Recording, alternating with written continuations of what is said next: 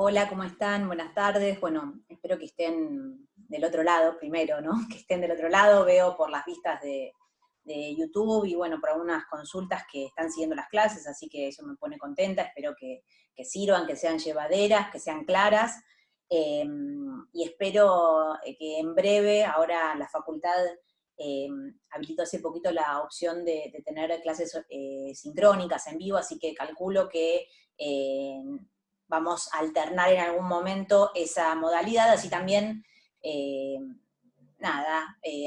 digamos, hacemos un poco más directo el contacto entre nosotros y incluso, no sé si los podré llegar a ver porque somos muchos, pero espero eso, que se pueda dar algún tipo de intercambio sincrónico, como se le llama ahora, una palabra tan de moda. Hoy empezamos con la unidad 2 del programa, que básicamente está dividida en dos partes. Una primera parte a la cual va a estar dedicada a la clase de hoy, de teóricos y de prácticos, que se centra sobre la idea de, digamos, esta antinomia que plantea el Facundo, uno de los textos más importantes del siglo XIX, que plantea justamente la antinomia de civilización o barbarie y justamente qué pasa con esa figura del otro, del bárbaro, que es identificada, en el caso de Sarmiento, ¿no?, con el rosismo. Primero con un caudillo federal como Facundo Quiroga, que es el protagonista de Facundo, valga la redundancia, y también por asociación y por elevación, que es un poco lo que imagino que se va a trabajar en teóricos, con Rosas, ¿no? El verdadero monstruo que busca denunciar el libro de Sarmiento. Esta primera parte de esta unidad 2, ¿no?, que se llama La invasión de los bárbaros, justamente la idea es trabajar con esta figura del bárbaro y sus diferentes torsiones en el siglo XIX, en el siglo XX y XXI. Se completa, decía, esta primera parte con una entrada que nos interesaba hacer a nosotros en prácticos, que es la idea de los otros monstruos, ¿no? Estos monstruos del siglo XX que aparecen nosotros seleccionamos dos autores digamos, porque nos interesa la línea que trabajan, como vamos a ver en esta clase, que son Elías Castelnuovo, un poeta, escritor del grupo Boedo, y Osvaldo Lamborghini, un escritor mucho más menos orgánico, ningún grupo, digamos, podríamos decir, muy inasible en su forma de escribir, que es un escritor de los años 70, ¿no? Bien, y una segunda parte incluye esta unidad 2 que se centra en el Martín Fierro y las relecturas del Martín Fierro que vamos a ver tanto en teóricos como en prácticos. En teóricos se ve la ida del Martín Fierro y las aventuras de la China Iron de Gabriela Cabezón Cámara, y en prácticos vamos a ver un fragmento de Muerte y Transfiguración de Martín Fierro, de Ezequiel Martínez Estrada, que es un texto muy importante sobre Martín Fierro, y un cuento de Borges que se llama Biografía de Tadeo Isidoro Cruz. Esto para la semana que viene, ¿no?, que es la segunda parte de esta invasión bárbara. Empezamos, como siempre, yo preparé un PowerPoint para que no vean mi cara todo el tiempo, básicamente, y también para que puedan, para fijar ciertas ideas que a mí me parecen centrales o interesantes para que trabajen.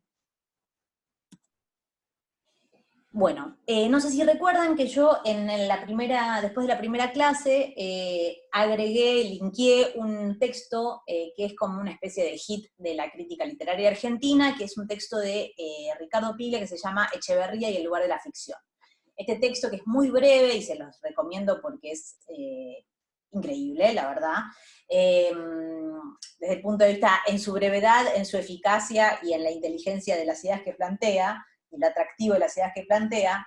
Este texto es una especie de prólogo que Piglia escribe para esta antología de textos reversionados por historietistas que Fierro publica a principios de los 80, sobre una serie de cuentos, sería como los mejores cuentos argentinos, o los cuentos que Piglia considera son centrales de la tradición argentina, que empieza con El Matadero, ¿no?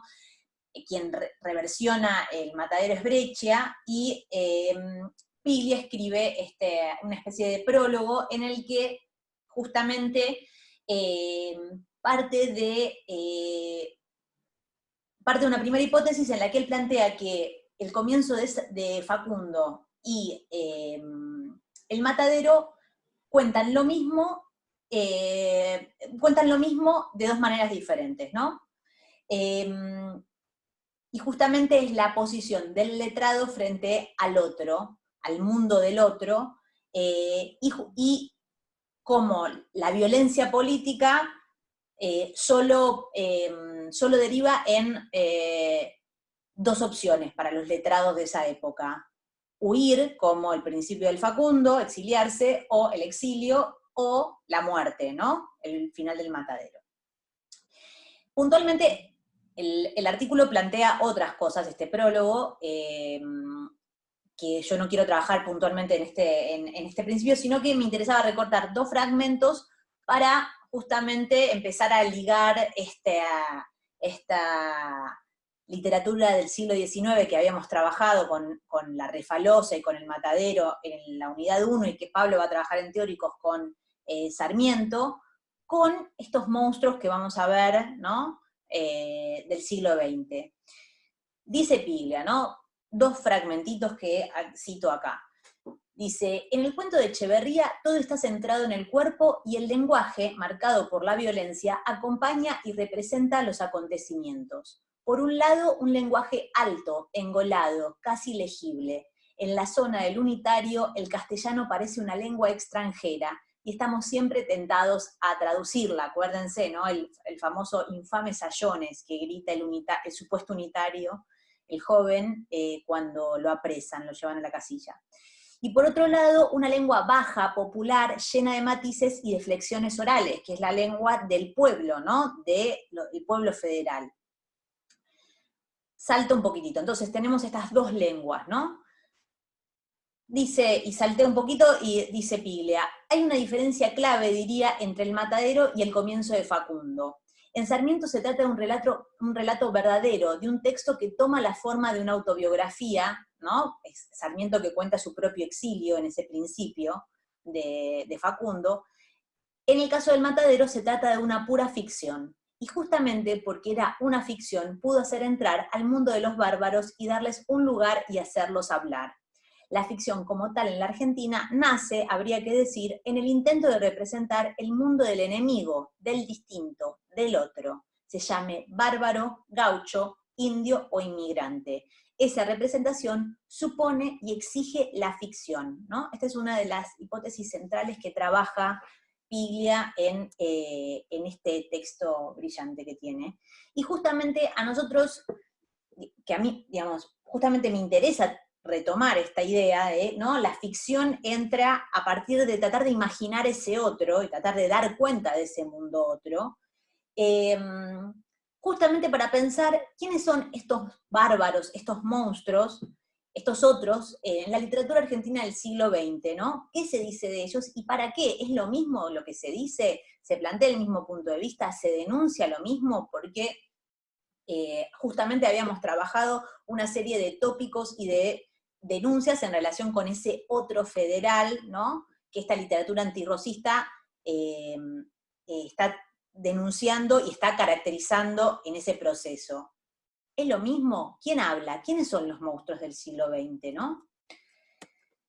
Justamente, ¿no? Este es el terreno en el que vamos a trabajar hoy, vamos a analizar, a partir de Larvas, de Elías Castelnuovo, y de El niño proletario, de Osvaldo Lamborghini. Lo primero que nos podríamos plantear o preguntar es, bueno, ¿qué tienen en común estos relatos? ¿Por qué los estamos viendo juntos, no? Y como primera aproximación podríamos pensar en una serie de características que comparten, ¿no? y que aparte los diferencian también, me adelanto un poquito, en algunos aspectos con los textos del siglo XIX o los textos que leímos hasta ahora. Lo primero que podríamos plantear, y que es como sí es una diferencia central, es el tiempo y el espacio, ¿no? Son textos que están situados en diferentes décadas del siglo XX argentino, en una sociedad que ya es capitalista, ya es urbana, ¿no? Y cuya lógica está atravesada por el discurso científico, que es un punto importante de esta unidad, y que esa sociedad va a premiar o marginar a determinado tipo de sujetos, ¿no? Acá estamos hablando todo el tiempo de límites, de límite y violencia. Lo que nos lleva al segundo punto, ¿no? Estos son ficciones que narran la experiencia violenta de las relaciones de producción capitalista y sus efectos. En todos estos textos hay violencia, ¿no? La violencia es un foco central, y para justamente denunciar esa violencia, hacen de la exhibición, son textos que hacen de la exhibición su principal procedimiento, ¿no? Exhibir esa violencia incluso corriendo el límite de visibilidad y legibilidad de esos textos. El tercer punto que tienen en común estas ficciones es que hacen de la juventud de sus protagonistas un aspecto clave, ¿no? Que por un lado va a reforzar la crueldad de aquello que se está denunciando, de esa experiencia violenta, ¿no? A más joven, más nos impacta digamos, esas relaciones que plantean estos textos, y por otro lado también busca reforzar esta idea de una especie de generación perdida, estas vidas que se pierden, ¿no? Por aquello que se denuncia, que no necesariamente es lo mismo en el caso de estos dos autores. Y el cuarto punto que tienen en común estos textos es que, pese a compartir ciertos elementos clave, ¿no? Es un mundo que está enfocado en los restos del capitalismo, ¿no? Siempre hay como una idea de orillas o de despojos, desechos, y que aparte estén, y que comparten personajes similares, digamos, personajes jóvenes, pobres y marginales. El tratamiento de estos dos autores en relación con ese mundo que van a compartir es sumamente diferente.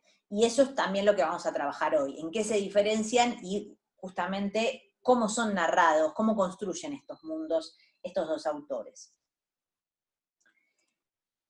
Bien. Vamos a arrancar por Larvas. Larvas es un libro de 1932 de Elías Castelnuovo, que era un poeta, como dije, un poeta y un escritor del Grupo Boedo. El Grupo Boedo era un grupo literario que se organizó en oposición a otro grupo literario contemporáneo que era el Grupo Florida, ¿no? El Grupo Florida porque se reunían en los bares de Florida, y el Grupo Boedo porque justamente su zona de circulación era el barrio de Boedo. Y básicamente esta polémica literaria que, muy a grandes rasgos y muy forzadamente, porque después vamos a ver que hay muchísimos matices, ¿no? El Grupo Florida tendía a identificarse con las vanguardias históricas europeas, ¿no? Y con una defensa de una poesía más formalista, más preocupada por la innovación formal, y el Grupo Boedo estaba más enfocado en la denuncia social, en escribir literatura de izquierda centrada en la denuncia social, ¿no?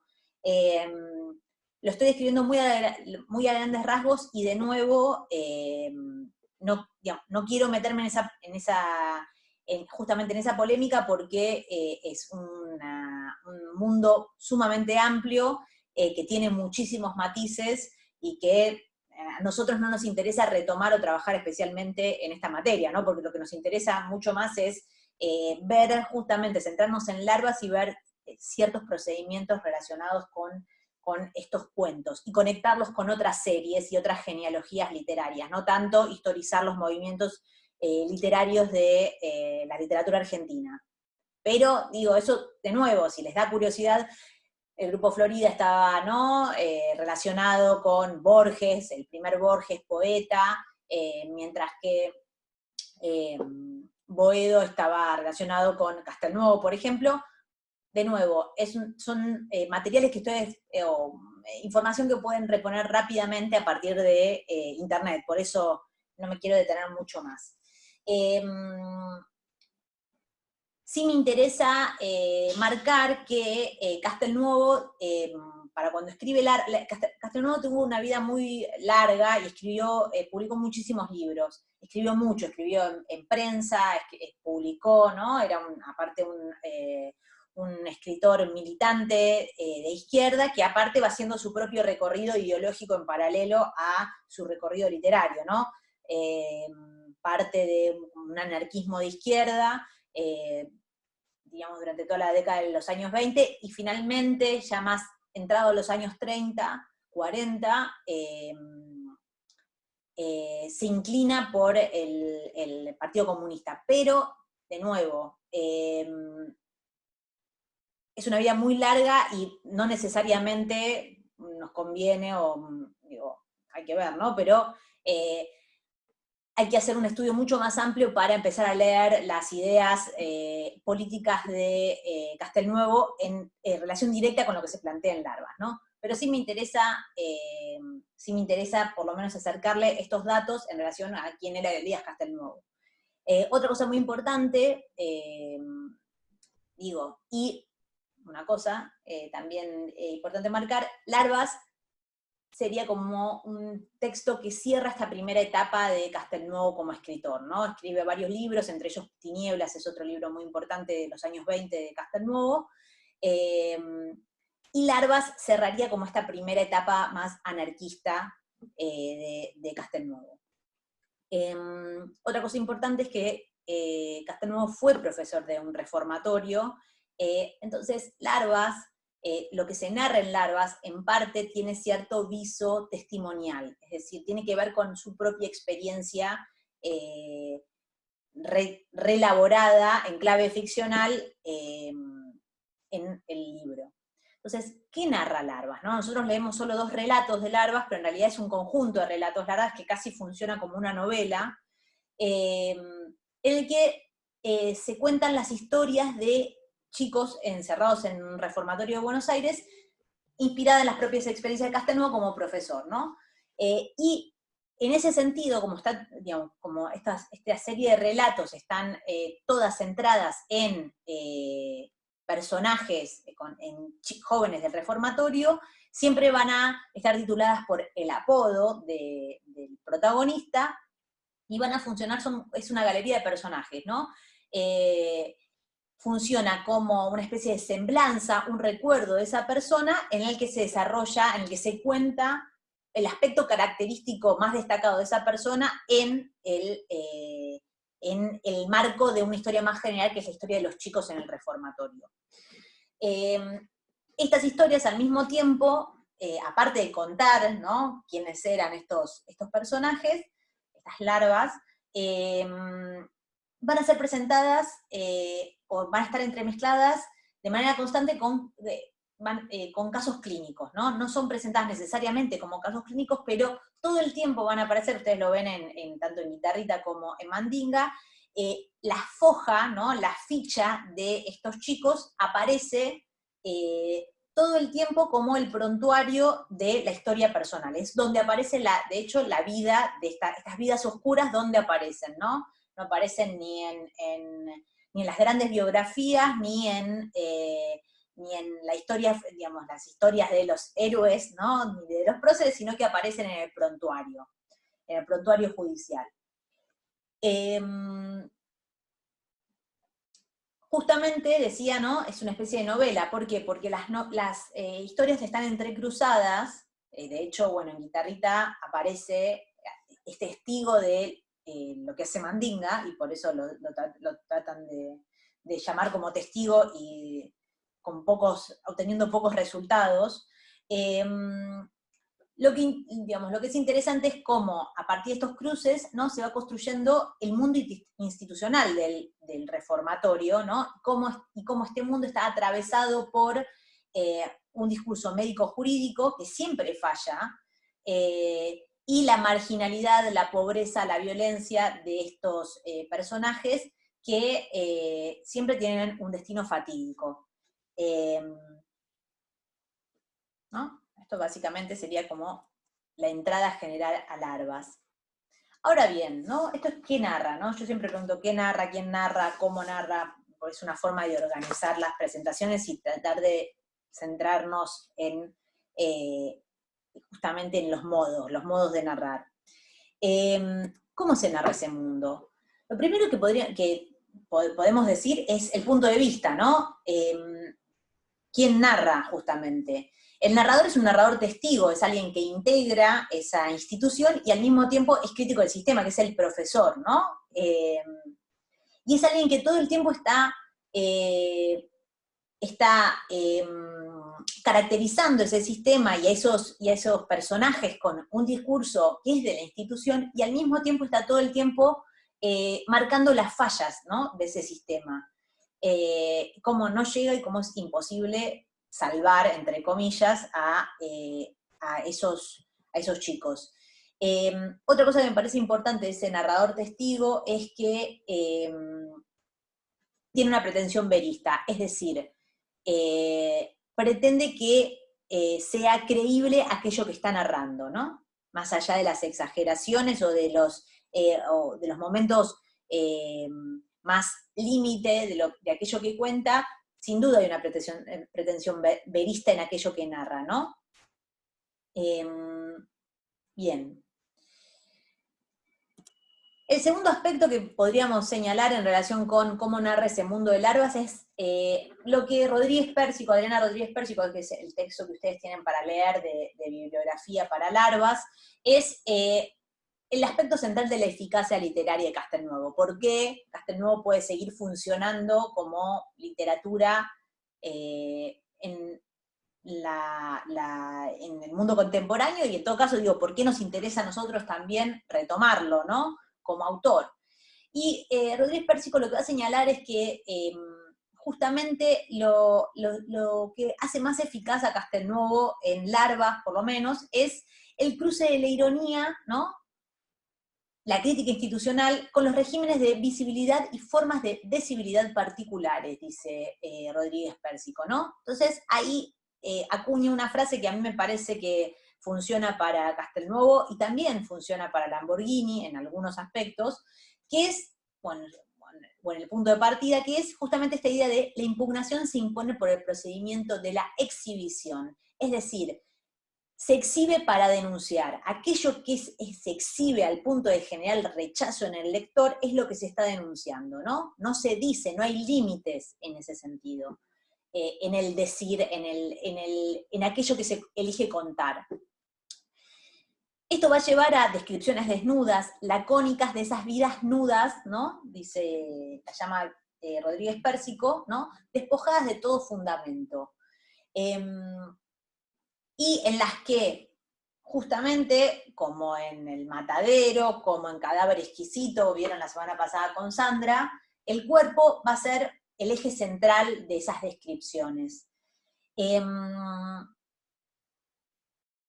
Bien, hasta acá. Pero lo que es más importante, me parece que es algo que marca muy bien Rodríguez Pérsico, es que no hay una mirada compasiva respecto de esos niños, esos jóvenes, y eso es una de las claves justamente de la crudeza de ese lenguaje, ¿no?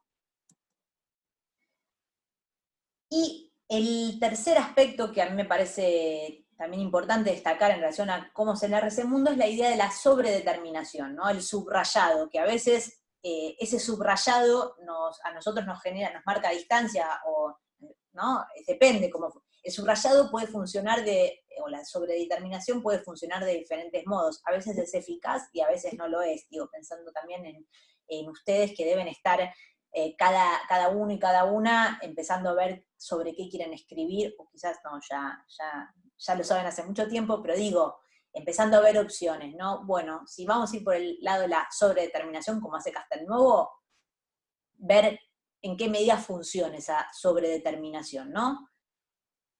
Nosotros sabemos qué va a pasar o por dónde, de qué va el relato desde el título y desde ese apodo, ¿no? No hay duda posible en esa nominación, en esa forma de designar, ¿no? Mandinga es el demonio, es como el niño demonio, así como Guitarrita es el linchera, y toda la construcción del personaje, su cuerpo, sus actitudes, van a apuntar justamente a probar la veracidad o probar justamente eso que se anuncia desde el título. No hay engaño, ni hay ambigüedad, eso es lo que quiero decir, no hay ambigüedad en los textos de Castelnuovo. La nominación sella sus destinos, no hay escapatoria posible, y en ese destino fatídico, ¿no? De la foja judicial al prontuario, ¿no? Del prontuario a la muerte, reside la denuncia del texto. Justamente por ahí, en esa sobredeterminación es lo que produce, en todo caso, la indignación, lo que despierta la indignación en el lector.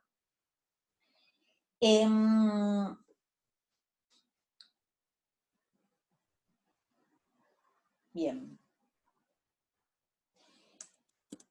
Yo pensaba, este año decidimos ir por otro camino, entonces por eso no lo vamos a trabajar como lectura obligatoria, pero se los voy a subir como por si quieren leerlo y mirarlo.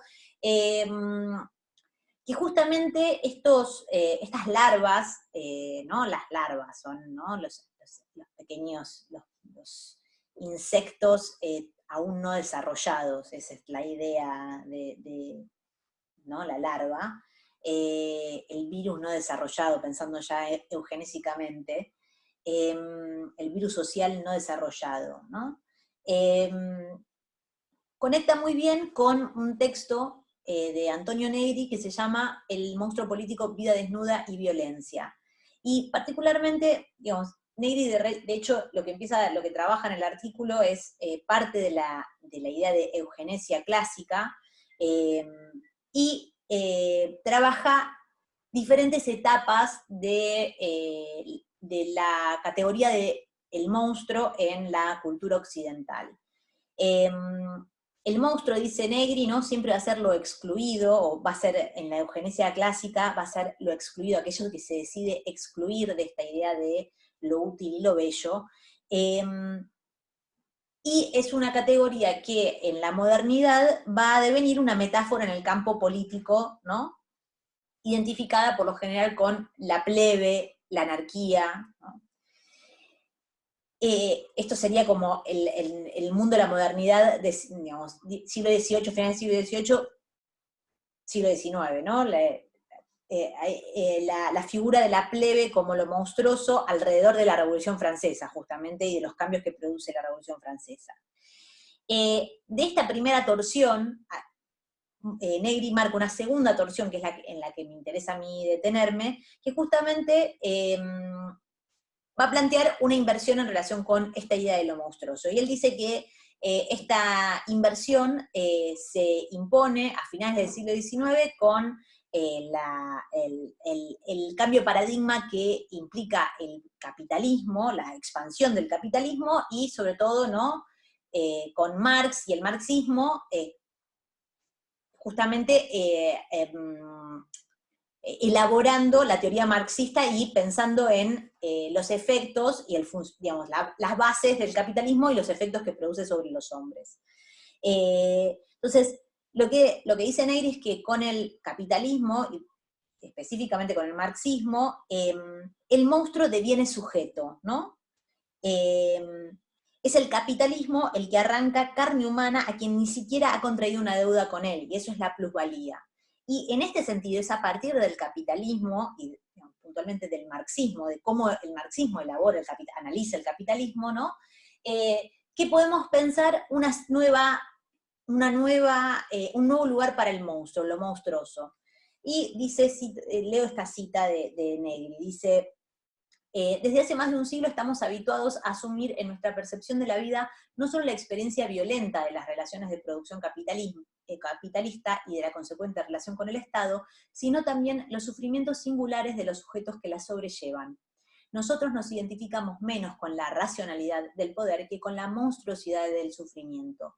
El siglo XX, a través de la barbarie fascista y nazi, de la exasperación del colonialismo, del imperialismo y el terrorismo nuclear y ecológico, nos ha dado el grado más alto de conciencia del sufrimiento. Las resistencias monstruosas se han construido así en estos 2 últimos siglos.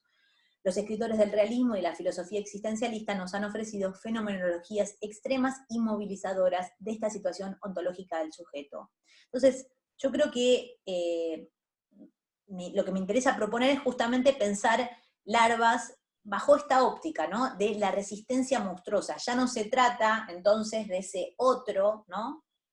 De ese otro que en el siglo XIX producía terror y fascinación, ¿no? Ese otro que es el bárbaro al cual hay que combatir y al mismo tiempo fascina en su violencia y en su impugnación de la civilización, sino que es ahora la forma de mostrar y denunciar las relaciones violentas que permiten, o sea, que posibilitan el capitalismo, ¿no? El desarrollo capitalista.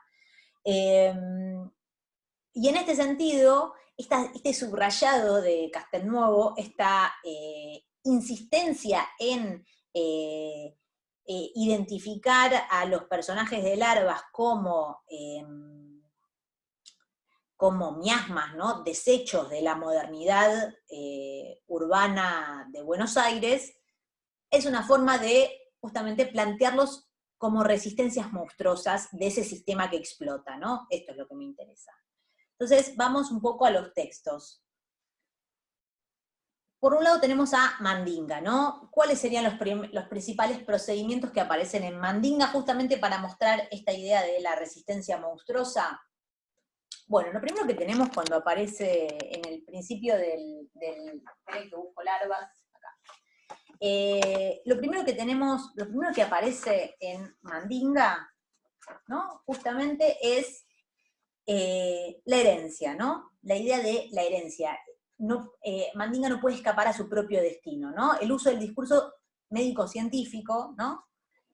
Para determinar el destino de este personaje, ¿no? Lo primero que dice, tanto Mandinga como Moto, el hermano, ¿no? A más de ser hermanos gemelos, según se lleva dicho, tenían varias otras cosas en común, siendo la principal de todas ellas tal vez la similitud de su origen incestuoso. Con arreglo a su ficha individual, ahí está el prontuario donde aparece la vida, ¿no? del hombre infame, en efecto, habían sido la resultante de una concepción tenebrosa entre el padre de ambos y su propia hija. Segundo párrafo. Entonces, aparentemente la ciencia es la que explica, ¿no? La eugenesia, esta idea de la ley de la herencia, porque Mandinga fue concebido, es producto de un incesto, está destinado a ser alguien perverso, ¿no? Esta es la idea de determinismo social. Y de la, digamos, de la ley de, digamos, la ley de la herencia y del determinismo social, que es el paradigma científico de finales del siglo XIX, que todavía, hasta el nazismo, diríamos, ¿no? Todavía, y digamos, algunas resabios quedan, ¿no? de este tipo de pensamiento, funciona como paradigma del discurso científico-social en el mundo occidental. Entonces, aparece esta primera respuesta, y este destino sellado en el primer párrafo del relato. Segundo párrafo. En aquel tiempo se le adjudicaba una importancia extraordinaria a la herencia biológica del niño. Su procedencia uterina figuraba siempre en un lugar destacado como figura la cabecera de toda máquina consagrada, como figura la cabecera de toda máquina consagrada su marca de fábrica. Se anotaba con fruición si el padre era borracho, si la madre era prostituta, o si había entre sus familiares de primer grado algún loco o algún sifilítico, algún delincuente o algún suicida, ¿no? Sigo, salté un poquito. Los locos, sobre todo tan despreciados siempre, considerados siempre la peor lacra de la sucesión sanguínea, aparecen en cada generación con una singularidad cronométrica. Quien no tiene uno en su haber tiene dos o tres, y pese a las atribuciones dañinas que se le adjudican en el orden hereditario, los locos, a decir verdad, suelen ser la sal de toda la familia. Digan lo que digan los expertos en trastornos mentales, para mí una familia sin locos es una familia desabrida, una familia plana sin perspectivas artísticas. Es decir, en la introducción del relato lo que va a haber es, por un lado, un uso del discurso médico-científico para explicar, digamos, para caracterizar al personaje que de hecho es malvado, perverso y asesino, ¿no? Esto es lo que va a contar el relato, y al mismo tiempo hay un cuestionamiento de ese mismo discurso al límite de la parodia, ¿no? Hay un crítico argentino, un investigador argentino, que justamente está desarrollando su tesis de doctorado sobre Elías Castelnuovo, que una de sus ideas principales cuyas, perdón, me trabé. Yo también me trabo, es difícil hablar a una cámara todo el tiempo. Hay un investigador joven argentino, estaba diciendo, que trabaja sobre Castelnuovo y que justamente trabaja esta idea de la importancia de la parodia, la sátira y el humor en Castelnuovo para justamente criticar los discursos sociales imperantes en la sociedad de ese tiempo, ¿no? La ciencia, la iglesia, las instituciones estatales, ¿no? Las instituciones como el reformatorio, pero también la justicia, etcétera, etcétera, la fuerza de seguridad. Y en este principio uno puede ver algo de eso que Esteban Darré, si quieren les paso después el texto, no trabaja sobre larvas puntualmente, por eso no lo usamos como bibliografía específica, pero me parece que algo de esas ideas están en este principio de Mandinga, ¿no? Pero digo, me interesa, por eso digo, uso el discurso científico, médico-científico. ¿Por qué? Porque al mismo tiempo que lo cuestiona en el propio texto y lo parodia, lo utiliza para la caracterización del personaje. No solo en este principio, ¿no?, de la ficha médica, sino para describir al propio Mandinga. Lo usa como mecanismo de descripción, ¿no? Entonces, vamos justamente a cuando describe a Mandinga puntualmente. Dice, Mandinga poseía innegablemente la imaginación apretujada y negra de un bicho, de un escarabajo o de una araña. Su aspecto, asimismo, era el de una limaña repugnante, de cejas muy pobladas, de tez verrugosa y amarilla, toda la extensa superficie de su bóveda craneana se hallaba además revestida de un pelo duro y ríspido que le crecía con lujuria. Entre las cejas y el arranque del cabello aparecía un muñón de carne, era la frente. Está totalmente llevado al extremo, ¿no?, la caracterización de esta bestia que es Mandinga. La superficie toda de su cuerpo contrahecho, a su vez, estaba materialmente forrada por un largo pelamen simiesco, de suerte que, si vestido era feo, desnudo resultaba espantoso. Entonces, de nuevo, ¿no? Mandinga, la descripción de Mandinga es pura exterioridad. No sabemos qué siente Mandinga, qué piensa Mandinga. De hecho, esa va a ser su resistencia monstruosa, nunca mostrar qué siente, ¿no? Eso es lo que va a enloquecer de alguna manera a la institución, es lo que deriva en la escena violenta final con el celador que lo golpea brutalmente, ¿no? Tratando de hacerlo llorar, tratando de sacarle un rasgo humano a esta bestia. Y en ese sentido, no hay cuestionamiento, digamos, es lo que es, ¿no? Así trabaja el lenguaje en Castelnuovo. Lo que está pretendiendo es no que tengas compasión de Mandinga, sino que en todo caso te horrorices, pero ese horror al mismo tiempo esté dirigido, se redireccione hacia las fallas, hacia el sistema, ¿no? El sistema capitalista, el Estado y todas las instituciones que fallan en ayudar a estas larvas. Pero a la hora de caracterizar van a aparecer todos estos procedimientos que ya habíamos visto en la refalosa, ¿no? La animalización, la bestialización, ¿no? la corporalidad como una forma también de deshumanizar a aquel que se está, al otro, ¿no? Aquel que se está describiendo. Y de hecho, bueno, en Mandinga no hay voz, ¿no? Es gruñe, lo único que hace es gruñir, no aparece el discurso en el personaje. Otra cosa que me interesaba a mí no, perdón, y me detuve un minuto porque otra cosa que quería decir, ¿no?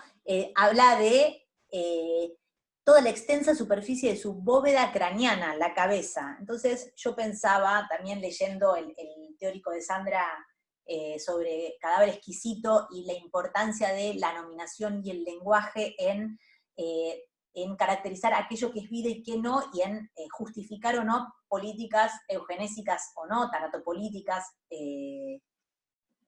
llegando a la tanatopolítica. Justamente como en larvas siempre se habla de cráneo y no de cabeza, ¿no? Que es una forma, es un uso del discurso científico. Y en Cadáver Exquisito hay como otra vuelta a eso, y se habla de cabeza, pero se habla en el sentido de la explotación digamos, en la cabeza en términos de, retomando el término del campo, ¿no? De las reses, las cabezas de ganado. Entonces ahí hay otro uso, ¿no? Y uno puede ir siguiendo esto, ¿no? La torsión de la genealogía sobre los monstruos del matadero a Cadáver Exquisito, podríamos decir. Bien, entonces la idea del cráneo, son casos de estudio científico, no son personas por momentos, ¿no? El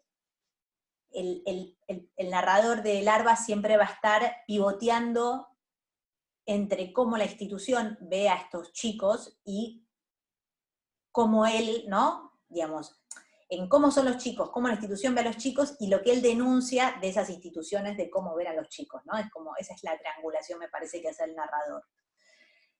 Bien.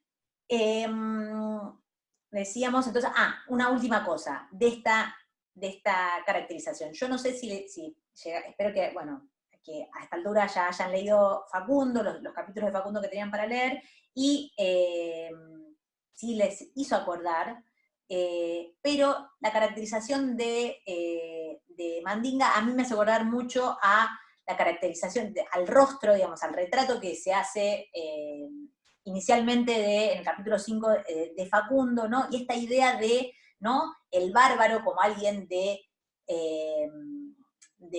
digamos, como alguien primero descripto desde el cuerpo, ¿no? Siempre lo corporal está puesto en primer plano en el bárbaro en relación, ¿no? En oposición a la civilización, que es el mundo de las ideas, pero aparte, esta idea, ¿no? De lo oscuro en los hombres con mucho pelo, ¿no? Oscuros, las cejas, ¿no? Las cejas muy pobladas, esos siempre son clichés, uno podría decir, o tópicos literarios en relación con la descripción del cuerpo bárbaro, ¿no? Entonces es como uno podría pensar incluso, porque de hecho Mandinga es el caudillo, ¿no? Del reformatorio, es quien da órdenes al Club de los Suicidas, pero nunca hace nada, digamos, nunca trabaja, digamos, no tiene que ni siquiera hablar en algún punto. Estoy pensando sí tiene voz, porque aparece alguna voz, aparece mínimamente, ¿no? Cuando da las órdenes a sus compañeros. Aparece el discurso referido. Pero de cualquier manera muy minimizado. Justamente, ¿no? Decía, entonces, Mandinga es como esta especie de caudillo en versión degenerada, ¿no? Que se podría remontar hasta Facundo, como para también ir conectando puntos en el programa y en los textos. Bien. Otra cosa que me parece importante, otro procedimiento importante que aparece en Mandinga, que no va a aparecer aparte en Guitarrita, es la idea del sadismo, ¿no? Que aparece con la figura del fetiche. Mandinga tiene un fetiche por los ojos, ¿no? Que se ve ya, se anuncia por primera vez cuando habla de cómo come Mandinga, ¿no? Y dice, su alegría de mes en mes, su alegría entonces, perdón, cuando en el menú figuraban cabezas de cordero, se le afilaba la nariz y se le achataban los pabellones auriculares, ¿no? Como los perros, se le achatan. Siempre está animalizado Mandinga. Su alegría entonces era patológica, comía su ración y luego iba de mesa en mesa hurgando afanosamente las obras de los demás en procura de los ojos de cordero muerto que muy pocos se atrevían a ingerir, pero que él engullía preferentemente.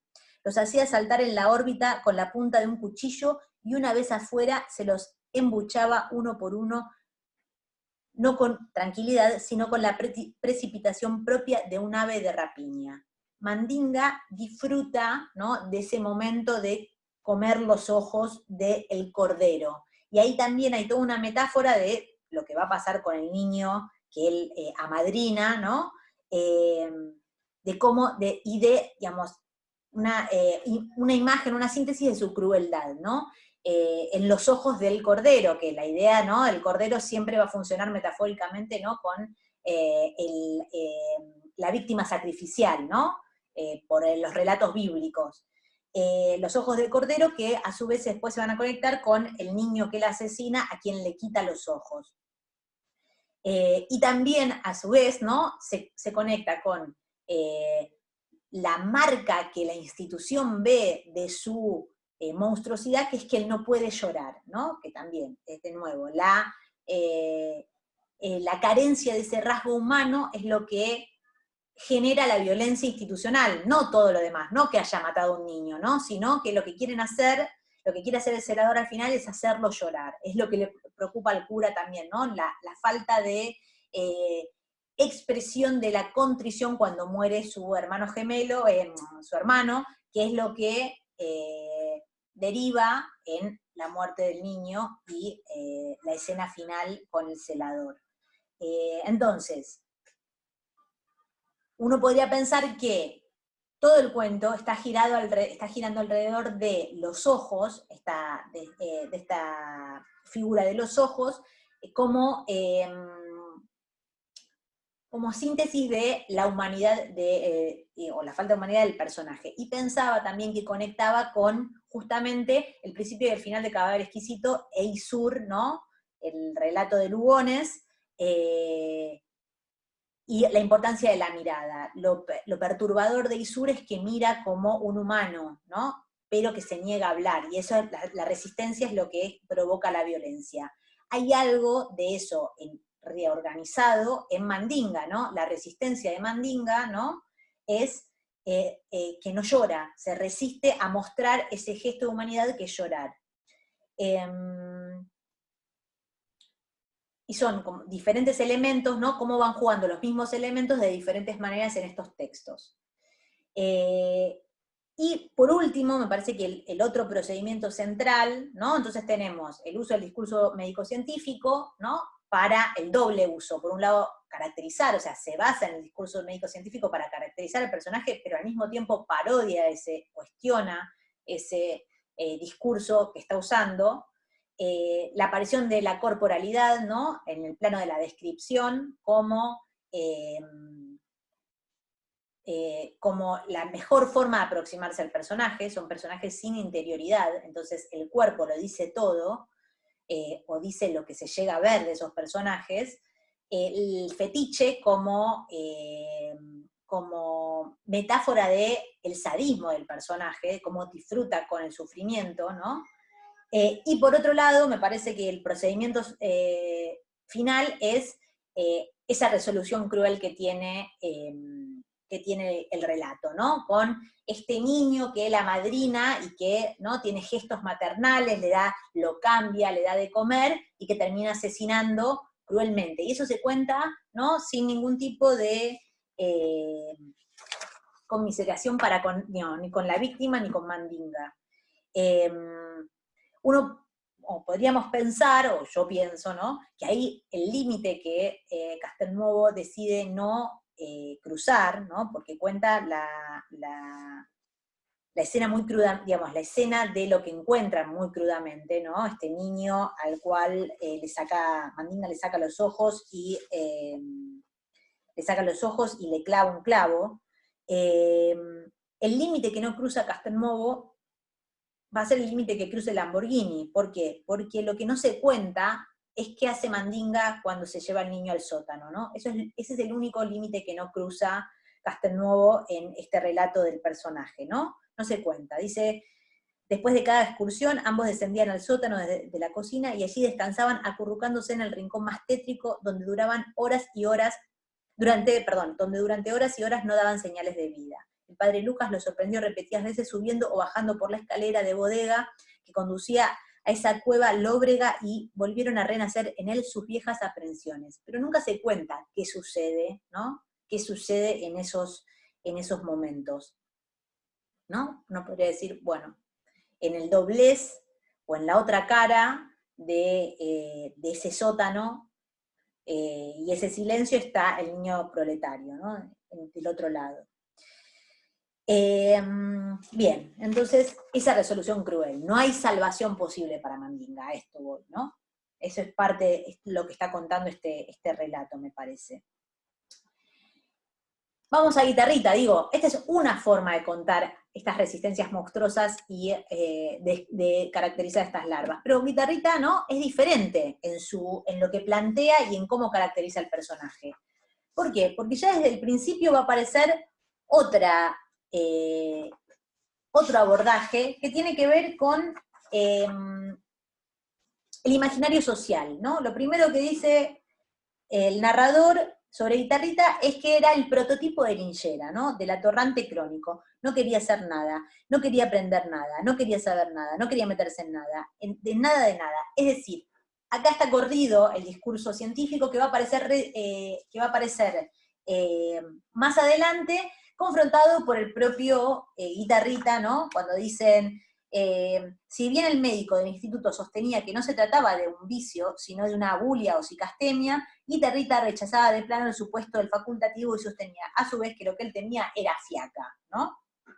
El discurso médico-científico es cuestionado por el propio Guitarrita.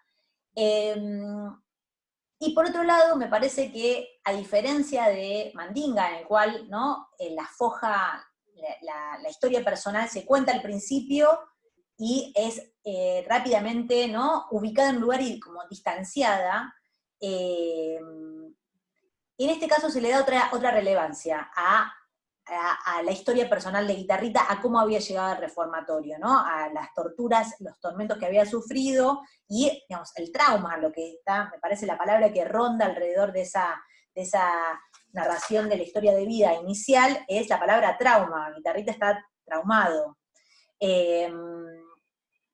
Por otro lado, me parece que, a diferencia de Mandinga, ¿no? La descripción, ¿no? Las descripciones son procedimientos centrales en todas las historias de Larva, ¿no? Describir al personaje, por eso decíamos, es como una galería de personajes, y en las galerías de personajes el procedimiento central es el retrato, es la descripción.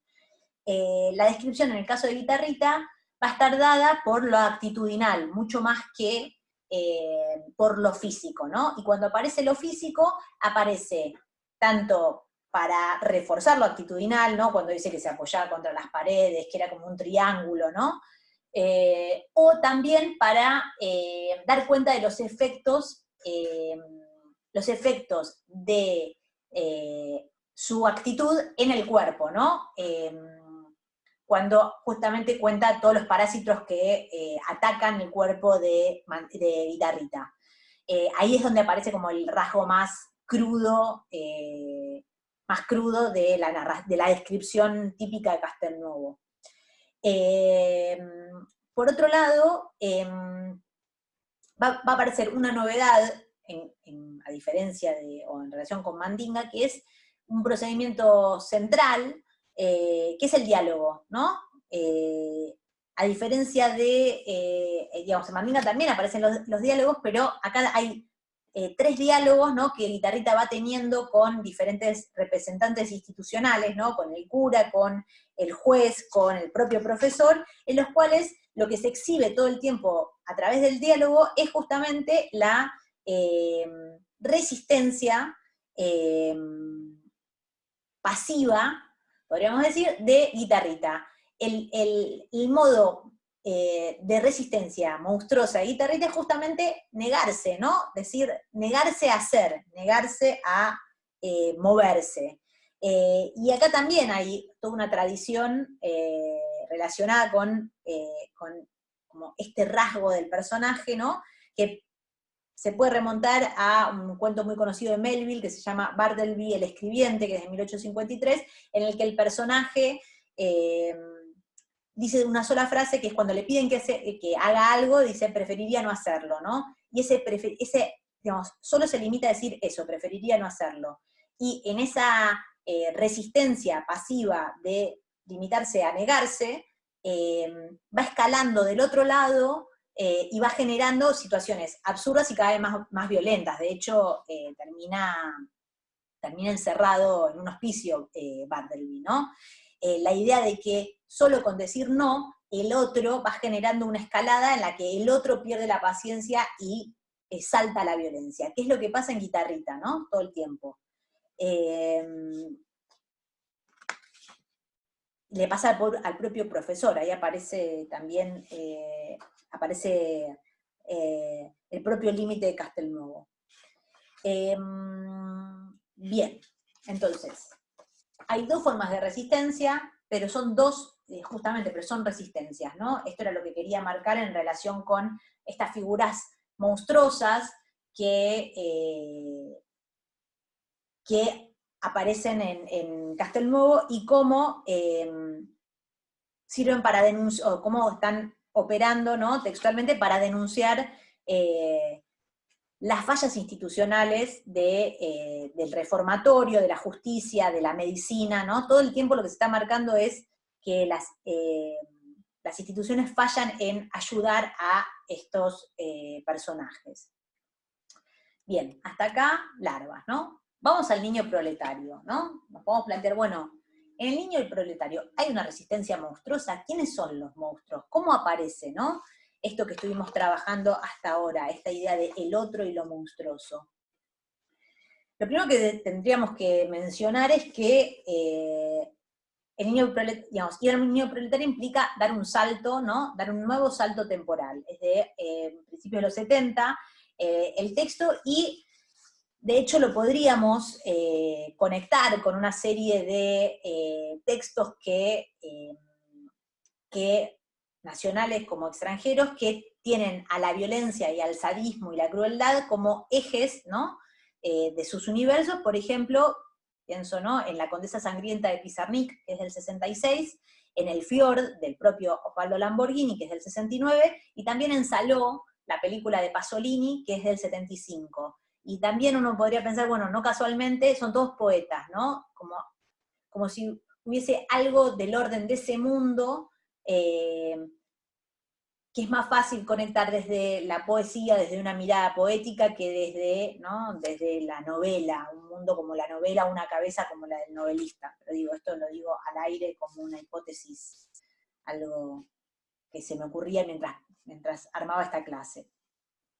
Entonces, ¿qué tienen en común el niño proletario con larvas, no? Bueno, lo primero que podríamos pensar como características iniciales es que también sucede en las orillas de la ciudad capitalista moderna, ¿no? También aparece la exhibición, ¿no?, como el principal procedimiento para realizar una denuncia, para impugnar, y también aparece un narrador testigo, pero ese narrador testigo lo que va a plantear es un punto de vista extremo y radicalizado, muy distinto al de Castelnuovo. Entonces, pese a compartir estos rasgos, ¿no?, y los que marcamos al principio sobre la juventud de los protagonistas, la violencia de las relaciones que plantean y cómo estas se conectan con la explotación capitalista, del mundo capitalista, lo que se narra, quién narra y cómo narra, van a producir un efecto muy distinto. Esto es lo que quiero decir, ¿no? Son mundos que pueden conectarse, pero son monstruos que se conectan, pero al mismo tiempo, ¿no?, hay crudeza también, pero el efecto es distinto. Este es un cuadro de Berni sobre Juanito pescando que, nada, me pareció que venía bien. Y pensando puntualmente en el efecto, no sé si leyeron el niño, si ya lo habían leído, si lo vieron a releer, yo cada vez que lo leo me dan ganas de vomitar, literal, tengo un efecto físico respecto al texto que no se desgasta, y eso podríamos decir es la eficacia del texto, sigue produciendo horror una y otra vez en sus sucesivas lecturas. Pensando en este efecto que genera el niño proletario, justamente me pareció que venía muy bien retomar algo que dice Leónidas Lamborghini, el hermano de Osvaldo Lamborghini, sobre la refalosa. Leónidas Lamborghini tiene un texto muy conocido que se llama La gauchesca como arte bufo, en la que es un texto mucho más largo en el que él analiza la gauchesca, y justamente con esta idea, ¿no?, de lo bufonesco, de lo bufonesco como aspecto central, característico de la gauchesca. Y cuando habla de la refalosa dice, ¿no?, lo caracteriza de este modo, que me parece muy sugestivo para pensar el niño proletario. Dice: la carnicería humana que se nos muestra en la refalosa, ¿no?, está tratada como una fiesta, como un jolgorio, sometida a una torsión en la que el refinamiento del tormento y lo bárbaro de la escena crean un nuevo escalofrío en la poesía argentina. Esta visión distorsiva lleva al campo de lo monstruoso, en este sentido, que se ha quebrado el orden natural. Estamos hechos dentro de esos límites para aceptar lo trágico desde el lado de lo serio, pero no desde lo cómico. Ponemos cara de no comprender, miramos hacia un punto que está más allá del horizonte conocido. Nada. El horror visto desde el horror, el tormento visto desde la repugnancia del tormento, bien, pero vistos desde lo burlesco, desde lo bufo, son algo que nos desloca por completo, algo que se nos hace insoportable tanto como el propio suplicio. Y hay algo de esto en lo que sucede en el niño proletario. Justamente lo que no podemos soportar es esta fiesta cruel en la que se mata a Stropani, ¿no? Entonces, ¿cómo se construye esta fiesta cruel? ¿Cuáles son los elementos más perturbadores de este texto? Yo de nuevo acá pensé en 4 elementos, ¿no? Esperen que vamos a bajarlo todo, así lo tenemos a mano. En 4 elementos. Por un lado, el principal elemento, que es algo que aparece, como decía, en Mandinga, que aparece en Mandinga como elemento, pero no siempre aparece en Larvas, es el sadismo, ¿no? Hay un texto, un artículo de Juan Pablo Dabove, que es otro crítico argentino, que les voy a subir al espacio del campus, en el que justamente trabaja el niño proletario, y él toma como punto de partida este mundo, ¿no? El niño proletario se conecta con las novelas del Marqués de Sade, no solo por justamente la puesta de la perversión sexual, la parafilia y la violencia sexual en primer plano, sino que estos elementos están planteados como ideas centrales para plantear la idea de la clase social como crimen y la violencia como educación de clase. Estos dos elementos centrales que son los que aparecen en el niño proletario, ¿no? El niño proletario está destinado a ser vejado, ultrajado, humillado porque es proletario. Esto es lo que aparece en la mirada del narrador del texto, y es lo que a nosotros nos indigna como lectores, ¿no? El segundo aspecto central, ¿no?, en relación con el sadismo, es la aparición del discurso eugenésico, que es lo que aparece en la primera parte del relato, sobre todo en, ¿no?, los primeros párrafos, cuando se hace como una reflexión general de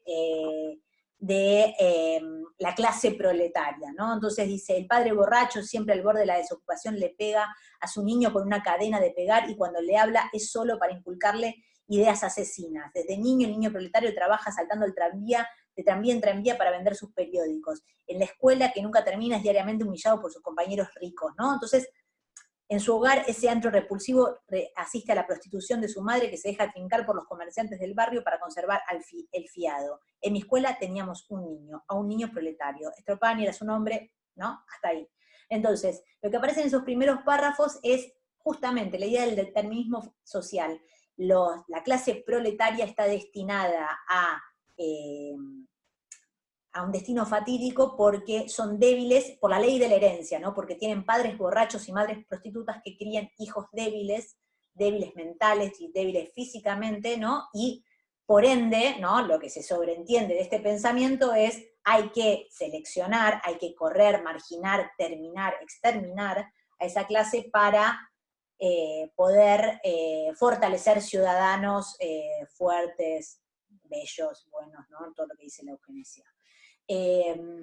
Entonces, lo primero que aparece como justificación, como primera ubicación de este narrador, es el discurso eugenésico.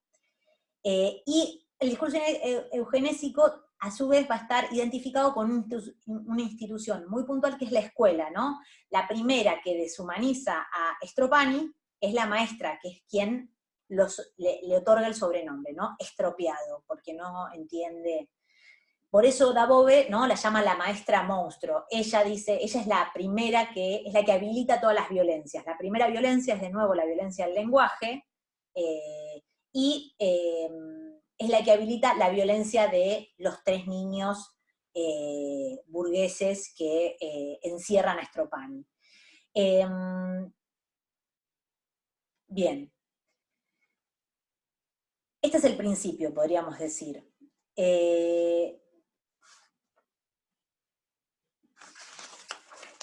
El tercer punto del cuento, me parece como el núcleo central del cuento en relación con los procedimientos, tiene que ver con el punto de vista, el narrador, ¿no? Este narrador que decíamos, que sigue la línea, podríamos decir, de los, Dabove dice, ¿no? Los escritores liberales, ¿no? Pero invierte justamente y radicaliza el punto de vista. Entonces, parte del efecto que genera el niño proletario tiene que ver con que quienes se pensan, digamos, con que el narrador encarna o se identifica, o puede ser identificado con quienes siempre se pensaron del lado de la civilización, y es sin embargo el asesino, ¿no? El verdadero bárbaro. Esta es la inversión que produce el niño proletario y esa es parte de la eficacia que produce el texto. Estamos acostumbrados a leer desde determinado punto de vista y de repente se produce la inversión radical de ese punto de vista. Eso es lo que, ¿no? Dabove describe como no hay instancia exterior al relato a partir de la cual evaluar los hechos. No hay condena ni hay ninguna instancia en la que se aminore aquello que se está contando, ¿no? Y no solo no hay instancia en la que nosotros podamos tomar distancia de aquello que se está contando y disfrutando, sino que el narrador es un asesino más, y la víctima está en un silencio absoluto, es mera carne, no expresa nada, ni siquiera es un cuerpo que habla como en el caso de la refalosa, ¿no? Entonces todo el relato va a pasar por el goce y el disfrute de estos asesinos sobre este cuerpo absolutamente silenciado, que es el niño proletario. Y el disfrute que implica a más sufrimiento, ¿no? Más violencia. Ese es el creyendo que cuenta el texto, ¿no? A más el niño proletario, Stropani, es presentado como una víctima indefensa, más placer genera en sus violadores y en sus asesinos. Es el principio del sadismo, ¿verdad? Entonces, este es el tercer procedimiento central que plantea el texto, ¿no? Y que me parece que ahí se separa, o digamos, se pliega sobre la tradición de las otras fiestas del monstruo, que podemos decir, ¿no? El matadero, la refalosa, la fiesta del monstruo, el texto de Bustos Domecq, de Bioy Casares y Borges, y también se separa de Castelnuovo, porque Castelnuovo, al fin y al cabo, funciona como, justamente, el narrador funciona como quien administra de alguna manera las críticas y la justicia de ese mundo. ¿A dónde hay que mirar justamente para encontrar a los culpables de aquello que se está denunciando? Y acá, al revés, ¿no? Porque aquello que se está denunciando está como por afuera del texto. Y señala al punto de vista que estamos acostumbrados a adoptar. Y por otro lado, el cuarto punto me parece que es central en este mundo que construye el niño proletario, tiene que ver con la desnaturalización del lenguaje. A diferencia, de nuevo, ¿no? También me parece que esta es otra diferencia importante con Castelnuovo. Si en Castelnuovo hay una pretensión verista, digamos, en algún punto, en la crudeza de ese lenguaje, hay una denuncia que se pretende veraz, y que, digamos, él quiere que nosotros creamos que eso es así en estas instituciones, aquello que está narrando. En el caso del niño proletario me parece que el lenguaje está corrido del naturalismo, ¿no? Y justamente está corrido porque lo que trabaja todo el tiempo es sobre la idea de goce y de la exasperación de la violencia, de cómo, digamos, llevar al límite la violencia exaspera el goce de estos torturadores, niños torturadores, ¿no? También la juventud, de nuevo, y la indefensión de la víctima, buscan justamente reforzar todo el tiempo ese efecto.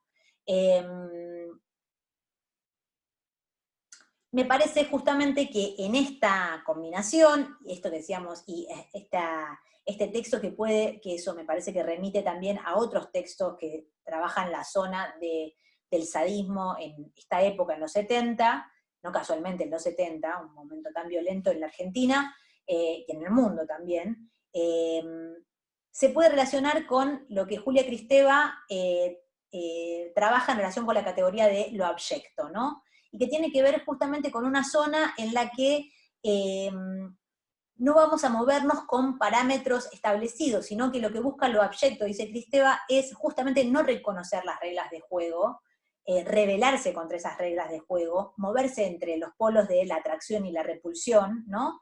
Y en el no reconocimiento de los próximos, no reconoce nada como familiar lo abyecto, y eso es lo que le permite justamente correr los límites de lo decible.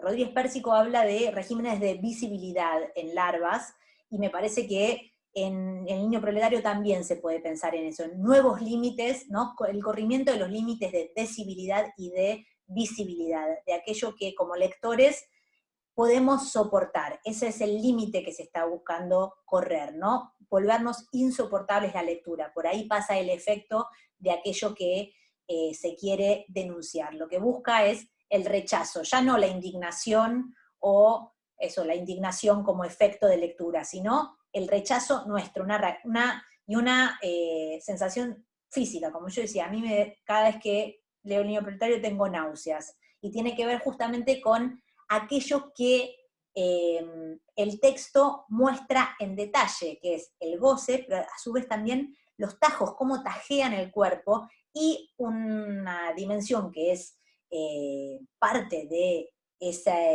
digamos, de un mundo tabú, que es la violencia sexual, ¿no? Cómo rasgan el ano del niño proletario. Eso, como lo violan, como, bueno, ¿no?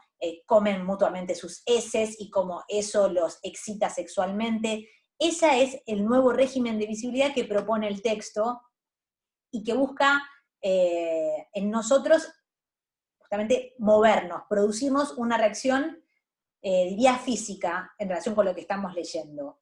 Y yo pensaba también que digamos, ese movimiento, todo ese imaginario que renueva, reactualiza el niño proletario, también va a tener su propia genealogía hacia adelante, por ejemplo, en Bajo este sol tremendo de Carlos Busquet, en el que también hay escenas que podrían relacionarse con esta zona de lo abyecto, ¿no? Que uno tiene eso, sensaciones físicas. Me parece que por ahí pasa la eficacia de estos textos y el efecto de lectura que buscan, ¿no? Así que bueno, hasta acá mi análisis, lo que les propuse en relación con, siempre, digamos, sobre el eje de los procedimientos en relación con estos textos. Y bueno, cualquier duda, yo voy a subir los materiales que usé en la clase, perdón si me voy extendiendo, se van a ir haciendo un poco más largas, pero bueno, había mucho para trabajar y quiero tratar de ser lo más precisa posible, siendo sucinta al mismo tiempo, cosa que no siempre me sale bien, así que bueno, espero que no sean muy, muy pesadas las clases. Y la semana que viene ya va a haber un nuevo trabajo práctico, vamos a ver los textos de Borges y de Martínez Estrada, y va a haber un nuevo trabajo práctico para la otra semana, en la que intentaremos hacer una clase en vivo. Así que bueno, espero que estén bien, espero que les hayan interesado los textos y las lecturas, y nos vemos la semana que viene.